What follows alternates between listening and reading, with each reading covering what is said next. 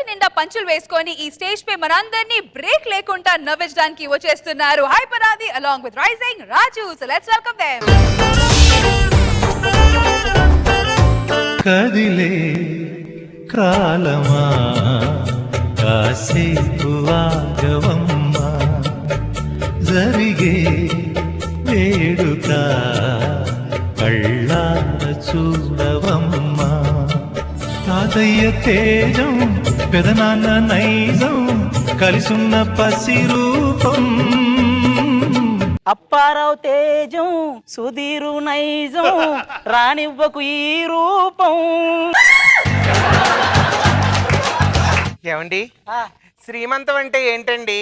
మేము అంతమైనా పర్లేదు అనుకుని మీ కడుపులో ఒక చేంబడేలా చూస్తాం చూసావా, అదే శ్రీమంతం.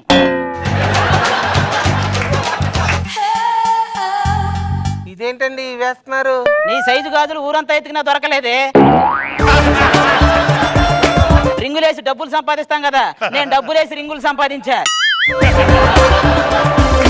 అసలు శ్రీమంతం రోజు గాజులు ఎందుకు వేస్తారండి? నీ మొగుడు గాజులు దొడుక్కునే టైపు కాదు, ఈ బిడ్డ నా బిడ్డ అని చెప్పడానికి. ఈ చీరలో నేను ఎలా ఉన్నానండి? నెలల నిండి నల్లగేదలాగా బానే ఉన్నావులే. ఏమండి ఆది గారు, ఇక్కడ శ్రీమంతం జరుగుతుంది, ఏంటి గొడవ? ఇక్కడ మాత్రం శ్రీమంతుడు సినిమా జరుగుతుందా? ఏడా శ్రీమంతమే జరుగుతుంది. ఏమండి శ్రీమంతం అంటే నలుగురు ఆడవాళ్ళు ఉండాలి. నలుగురు ఆడాలు ఉంటే అది సిటీ పాట అయితే కానీ శ్రీమంతం ఎందుకు అయిద్దిరా? పేషెంట్ అవ్వాల్సిన వయసులో వాళ్ళు ప్రెగ్నెంట్ ఎలా అయిందిరా? అంతా పైవాడు దయ. అంటే పైప్ లో ఉన్న సుబ్బారావు గారిదేనా? అవును, మీ ఆవిడ ఎలా ప్రెగ్నెంట్ అయిందో? అది రోజు మంచం మీద పడుకునేది, నేను మంచం కింద పడుకునేవాడిని, అలా అయింది. అలా పడుకుంటే ఎలాగైందండి? మరి ఎలా పడుకుంటే అవుతారో నీకు తెలుసుగా.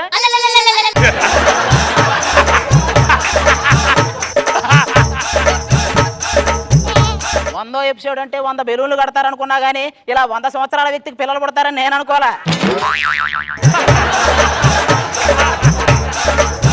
ఏం మాట్లాడుతున్నారండి మీరు? మొన్న 30 దాటింది. 100 కూడా 30 దాటాకే వస్తది. చిచ్చి, నా తల్లి బుజ్జి. నానా, నువ్వు పుట్టిన తర్వాత పెద్ద కలెక్టర్ అవ్వాలి నాన్న. కడుపులో ఉన్నప్పుడే కలెక్టర్ కావాలనుకుంటారు, పుట్టాక వాడు ఏ కండక్టర్ అవుతాడు. నన్ను చూసి నేర్చుకోండిరా. చిన్నప్పుడు ఏం కావాలనుకున్నానో అదే అయ్యాను. ఏం కావాలనుకున్నావు? పెద్దోని కావాలనుకున్నా అయ్యా.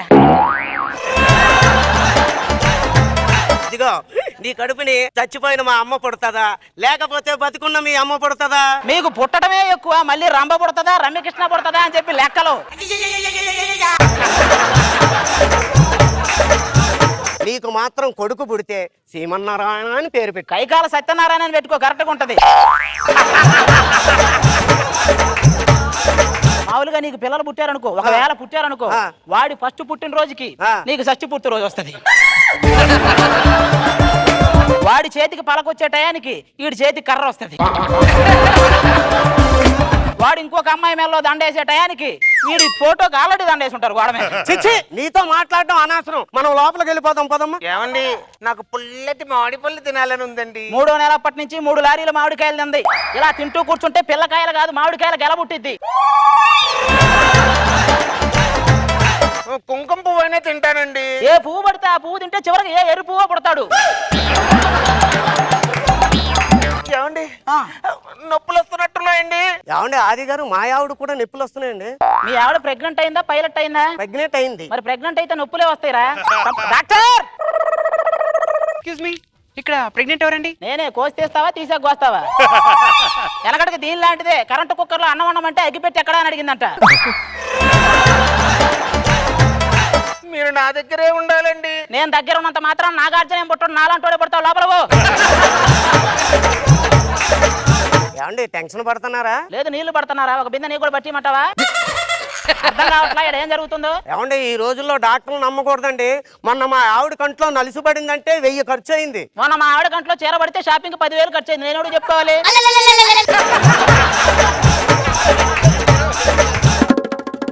కంగ్రాట్స్ అండి, మీరు తండ్రి కాబోతున్నారు. ఏ నువ్వు తల్లివి కాబోతున్నావు ఏంటి?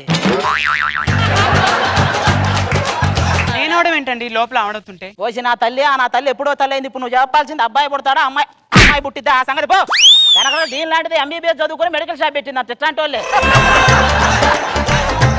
ఇంకా ఏంట్రా చూస్తున్నావు? మీ ఆవిడకి చేపించవా ఆపరేషన్? నీకులాగా ఇంట్లో ఏను కార్పొరేట్ హాస్పిటల్ వేస్తాను. కార్పొరేట్ కోకోనట్టు కాదు, కార్పొరేట్ హాస్పిటల్. నేనన్నదే అదే. పెళ్లికి నేర్చుకో. తెలుసులే మాకు. కొన్ని సంవత్సరాల తర్వాత గుమ్మడి గుమ్మడి ఆడిందంటే అమ్మాడి డాడీ ఊపిరిలో మురిసే కూచిపూడి తాతయ్య తాతయ్య తాతయ్య ఏమే వీళ్ళకి డాడీ అని నేర్పించలేదా నువ్వు? ఎందుకు నేర్పలేదండి? రోజుకి 3 సార్లు డాడీ డాడీ డాడీ అనమన్నాను. వాళ్ళేమో డాడీకి డాడీ డాడీ అనుకుంటారు. నన్నేం చేయమంటారు? అంటే ముత్తాతని ఫిక్స్ అయిపోయామన్నమాట.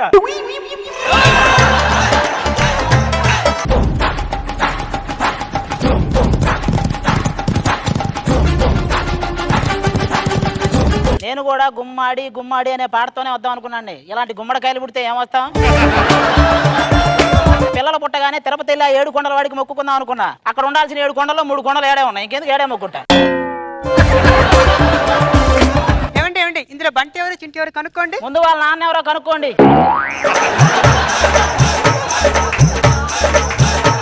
ఏమండి ఆది గారు, మీరు అలాగే అంటారు కానీ మా ఇద్దరమయ్యని మా ఇద్దరు పిల్లల్ని చూస్తే మీకేమనిపిస్తుంది? 2 వన్యమృగాల మధ్య లవకుశలు చిక్కుకుపోయినట్టుంది. ఏమండి వన్యమృగాలంటే గుర్తొచ్చింది. సాయంత్రం పిల్లలు తీసుకొని సర్కస్కి వెళ్దామండి. అక్కడ ఏనుగుల మధ్య మీరు తప్పిపోతే రోడ్డు మీద నేను చేసుకోవాలి సర్కస్. నాన్న అదృష్టవంతుడిని ఇంగ్లీష్ లో ఏమంటారు? అన్మ్యారీడ్ అంటారా? నాన్న ఇప్పుడు ఒక స్త్రీ గంటకు 10 చపాతీలు చేస్తుంది.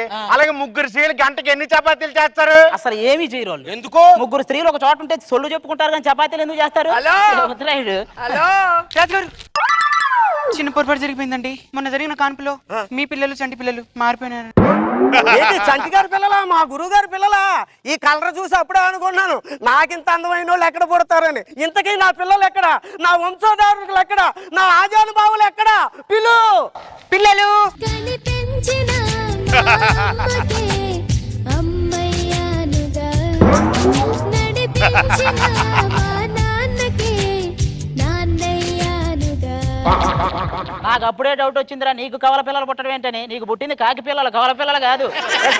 ఏం మాట్లాడుతున్నావయ్యా నువ్వు? నీ ఇంటి పక్కన కాపురం ఉండడం నాది బుద్ధి. పోరా. అలా చూస్తాబెట్టే సంటి గారి ఇంటికి వెళ్ళిపోండి. మీరు పదండి రా లోపలికి. ఇదిగో అమ్మాయి, మన పిల్లలు కూడా మారారా ఏంటి? నాకు తెలిసి మీరే మారి ఉంటారండి.